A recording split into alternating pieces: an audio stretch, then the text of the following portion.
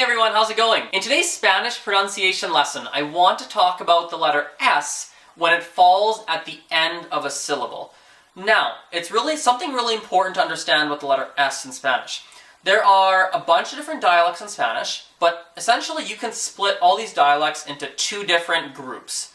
Group 1 pronounces the S 100% of the time. So when there's an S, they will say it.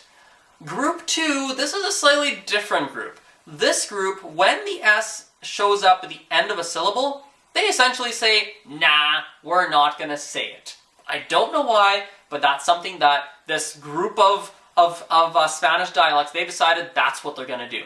And so, for example, if you have a word like meses, meses means months, so multiple months, or the plural of the word month, meses. You know, if you're someone like me, I learned a lot of my Spanish in Peru, and in most places of Peru, they will pronounce all their S's. I will say meses, right? Sounds pretty normal.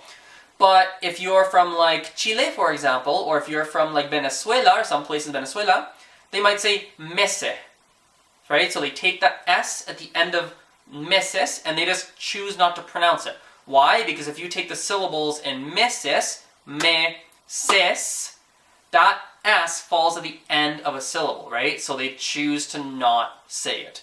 Now, you might think, okay, this is not all that difficult to grasp, which it's not, but it can get kind of complicated. If there's a sentence with a lot of S's at the end of a syllable, that can become pretty challenging to understand if they are from Chile, or if they are from Venezuela, or they are from somewhere where they don't like the letter S. So if you have the sentence, let me try and invent one on the spot here. It's like, if I said in Spanish, yo fui a España por 3 meses, right? Lots of S's in there. Yo fui a España por 3 meses, okay? If you're someone from Venezuela or Chile or something like that, you might say something kind of like, I'm going to try it here, this isn't my natural way of speaking, so I'll give it my best shot. You might say something more like, fui a España por 3 meses. So, fui a España por 3 meses.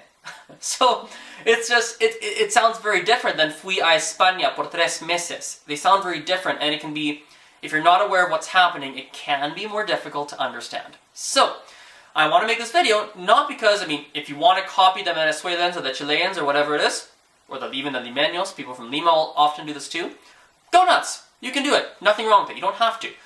But I'm more telling this so that when you're listening to people speak, you're aware that this is something that happens, and you don't go, oh my god, that's so hard to understand. At least you can go, oh, I see what they're doing. They're not pronouncing all their S's. Oh, okay. And you can start to fill in the S's in your brain as you're listening. So that is everything for today. Please subscribe to the channel. Please share this video with all of your friends, all of your family. It would mean a lot to me. And I will talk to you guys later. Bye for now.